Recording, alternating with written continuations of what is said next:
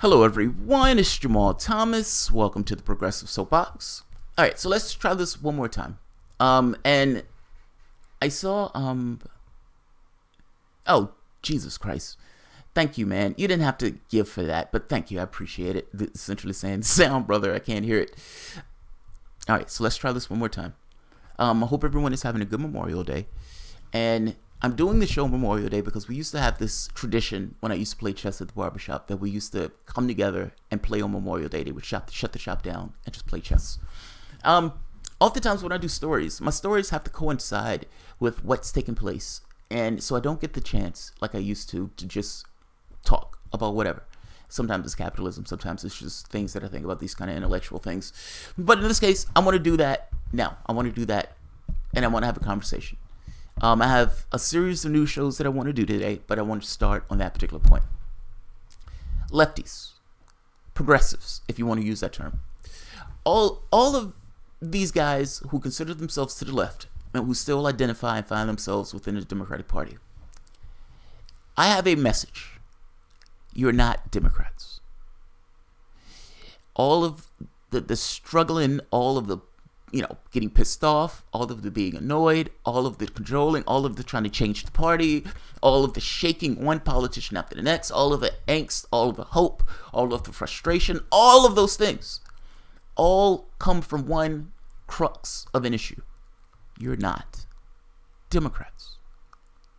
That's your issue. That's your problem. You're trying to change a party that fundamentally doesn't want to change. And the fact that you have to change it at all, the fact that you have to push so hard, gets across this thing that you are not Democrats. Now, let me explain why I'm hitting this particular issue. I have two guests that are coming on to the show. One is coming in June. That's Abby Martin. All of you guys know who Abby Martin is. Abby Martin is fucking phenomenal. The woman is amazing. The second person is Tezlyn Figueroa. Now, you may not know who that person is. Now, Tezlyn Figueroa is the person who was at the center of that quote-unquote scandal created by Politico. Damn, I was trying to kill that video. Created by Politico that essentially attacked Nina Turner. Now, Figueroa was a person that was used to hit Nina Turner over the head. Essentially, you chose this woman who supposedly had no skills, no experience, nothing, and brought her into this political situation purely because you guys were buddies and buddies. And she said things on Fox News that was abhorrent, that was dubious, that was so dubious, in fact, that I had to leave the organization. And I had to contact Politico with this salacious internal working stuff that boils down to somewhat of a staff issue. Figueroa was a person that they used to club Nina Turner. They tried to say that Nina Turner had political ambitions and that Nina Turner was just using cronyism to bring this person in. That was the person. And tried to say that Nina Turner chose somebody who was an anti-immigrant, who was on Fox News, who was, spewing stuff that was abhorrent to her. And this was what was taking place on Politico. Well, they didn't get her comment. They didn't wait for Figueroa to comment. Just like in the WikiLeaks case, they didn't wait for that president to comment to kind of push down their claims. They didn't wait for Figueroa to comment. And if anything, they came out with a salacious story in order to attack her. Now, Figueroa is coming on to the show at 4 p.m. this evening. Tezlyn is going to give her own perspective of events of what took place, and she is going to get her say when Politico didn't necessarily allow her to get her say. Which brings me back to my original point. The left, you're not progressives. You're something else. Those people are Democrats. Your issues, the things that you push and rail against and bitch about, you are something else. The moment that you realize that, the moment that you own that, your worldview changes. You wake up. You realize that the things that you want to get accomplished in the world can't get accomplished in the world through a party that doesn't want you and is not fundamentally on your side. Your wants, your aspirations, the things that you want to see in the world are fundamentally different than what that party can give. And ultimately, if you need to push so hard, if you need to bitch, if you need to moan, if you need to complain, if you need to threaten, if you need to have all these people to have sit-ins and you have a poor people's march all throughout the United States where people are getting arrested. If that needs to take place, and you have a political edifice that's called the Democratic Party that screams about poor and poverty, why do those people need to push so hard if the party itself lives up or has those particular values. When there have been multiple cases of abuse that I've seen in my lifetime. Now, I was raised in a beautiful home with a single parent, my mom being amazing. And as I get older, I see some of the things that were put in me implicitly and explicitly. Implicitly and explicitly from my mom, just growing up, some of her behavior, some of her attitudes, not having a male in the home, a dad in the home, that didn't necessarily hurt me in any way at all. Even though I can understand there's some things that I may not have gotten from that, but there are also some things that I may have gotten from it that other people wouldn't have gotten in the same context or in a different context if there was a two-male home, if that makes sense. But I did see cases of abuse. I was close to cases of abuse. I was close to cases where people were being abused and stayed in those abusive situations. In one case, out of choice. In the other case, they didn't have a choice. They were growing up in it and they were being viciously assaulted as a child. And nobody would come to their aid to do anything about it. And when people did come to the aid of the person who was being abused, the person who was being abused chose to stay because they thought the alternative was worse. They couldn't see past their current situation and the problems that was there. And so they chose to stay. They chose to back up the person that was abusing them because they were terrified that what came after that was going to be so much worse that they would rather stay with the person who was abusing and hurting them and insulting them. That's one case. In the other case, we're going to talk about my grandmother. Lovely woman, God-fearing woman. One of the nicest people you would ever meet. Staying with one of the worst people you would ever come across in your life. My grandfather was a horrible, disgusting person. He was an alcoholic. He was a drunk. And he would wait for certain situations where people would be over the house to berate my grandmother in front of those people, to scream at her, to cuss at her. Oh, you sitting here with those bitches and these niggas in the house that you're trying to fuck around with. He would say stuff like this when her church friends would come over, when other people would come over. He was a disgusting, horrible human being. Regardless of whatever the issues that he had that pushed him to be that way, I've always known him to be that way. And whereas my grandmother would accept this and stay with him for all of these years, for whatever reason, I chafed at this. I didn't accept that just because you were drunk and you would say certain things that people should pretend as if those things went away.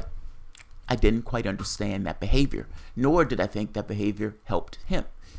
Would he have been that horrible, disgusting drunkard of a person if my grandmother, maybe 5 years in, said, I'm done, I'm not dealing with this? And to some degree, as nice of a person as she is, there is a certain level of responsibility of her thinking that she's doing what's best and essentially allowing him to behave in the way that he behaves. Because at the end of the day, she still fixes food. She still made sure he had a roof over his head. She still stayed with him as a wife, despite all of the horrible and nasty and disgusting things that he said and he did. My point in this is, in the political context, lefties are in somewhat of a similar way. You guys want certain things, and I'm going to take you at face value to say that yes, you want these things. You want a better living for people. You want a lessening of the income inequality. Some of you may want more drastic measures, but many of you just want a lessening of that. Many of you want education, healthcare. You want these things that other European nations have. You want to go further than what these other European nations have.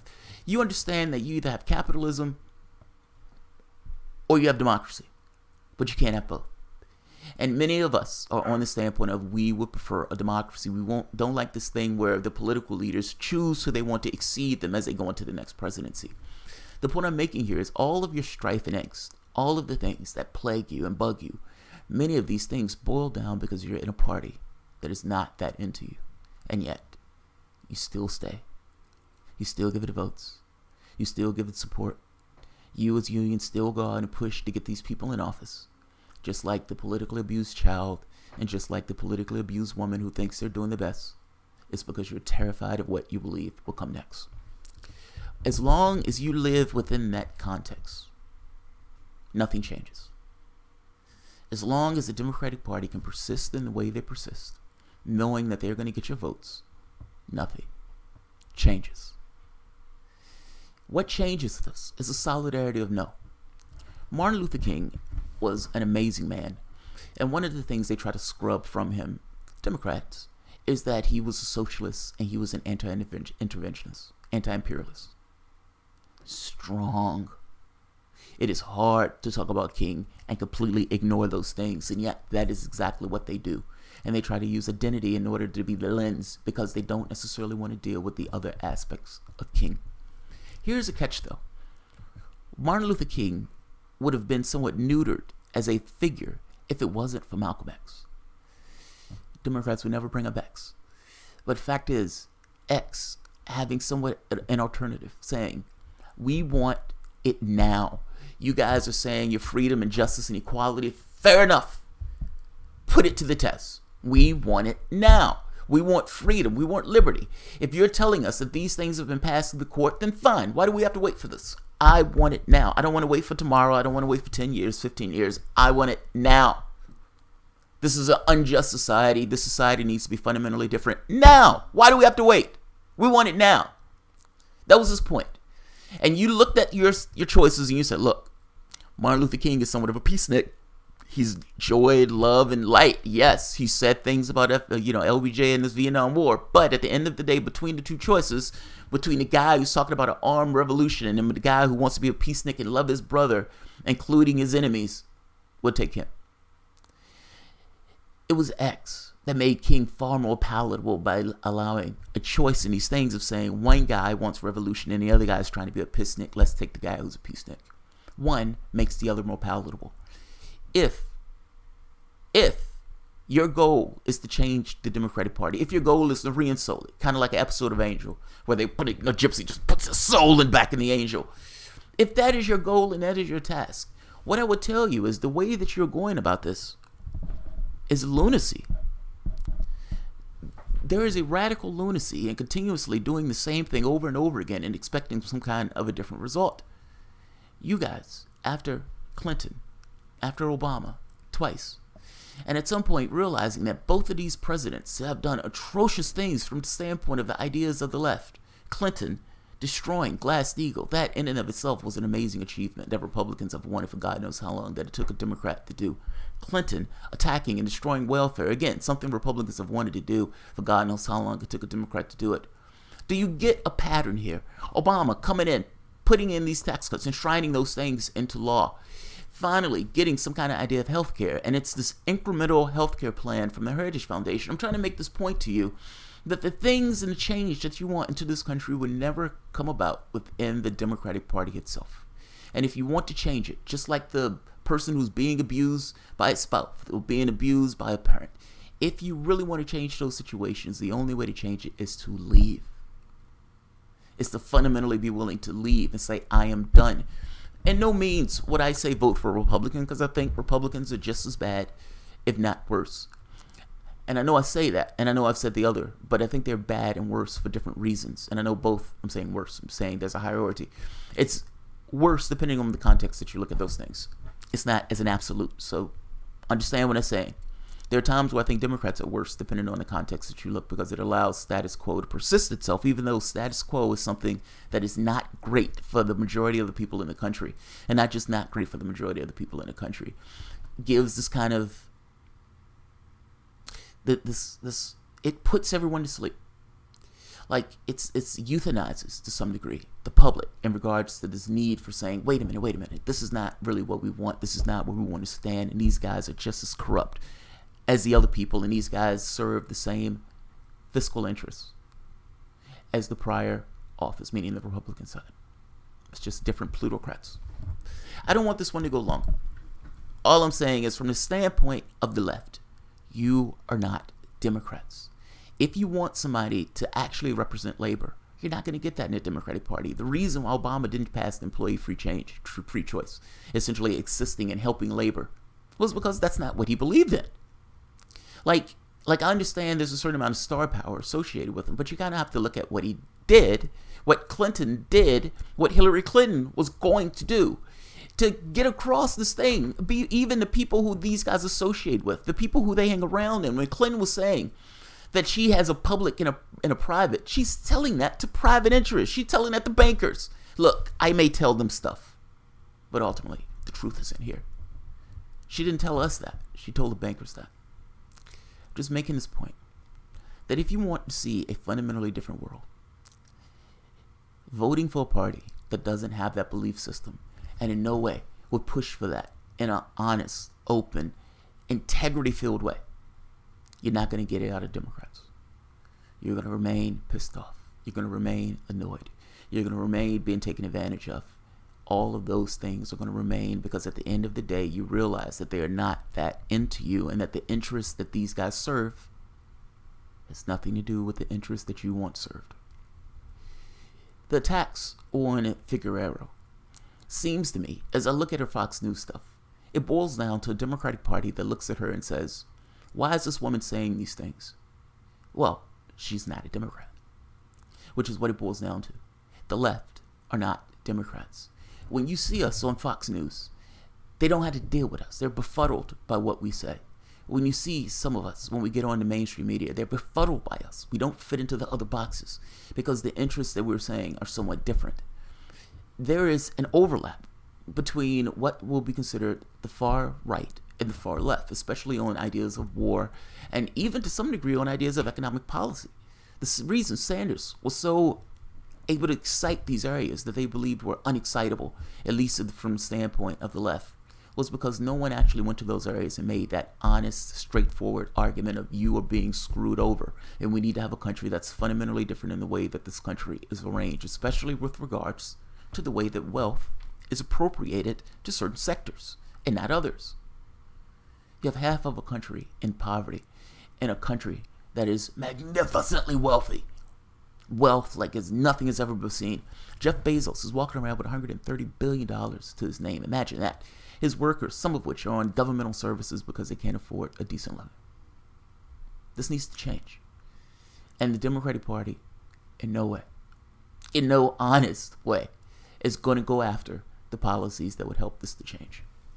The attacks on Figueroa, to some degree, boil down to this idea of what does it mean to be on the left. And as soon as lefties get it into their heads that they're not Democrats, their worldview is going to open.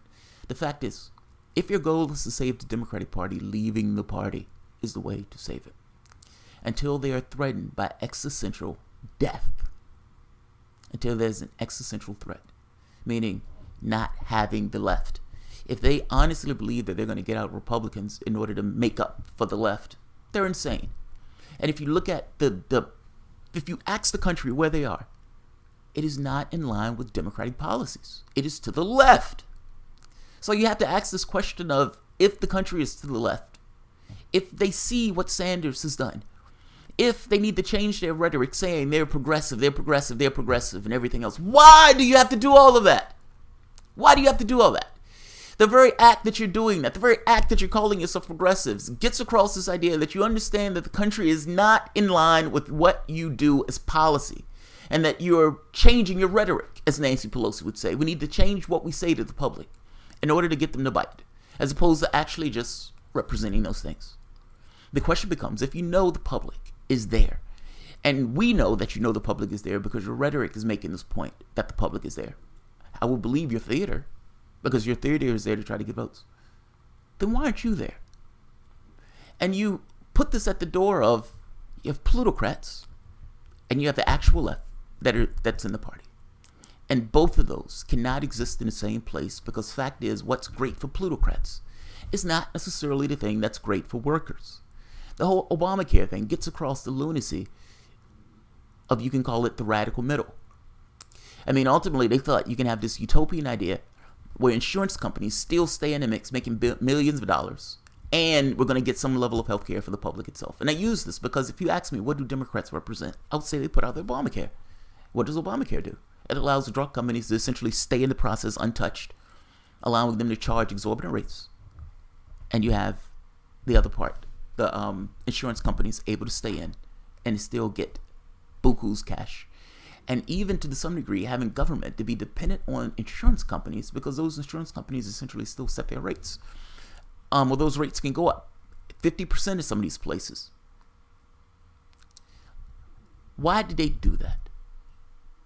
That's kind of what I get at when I'm asking these questions.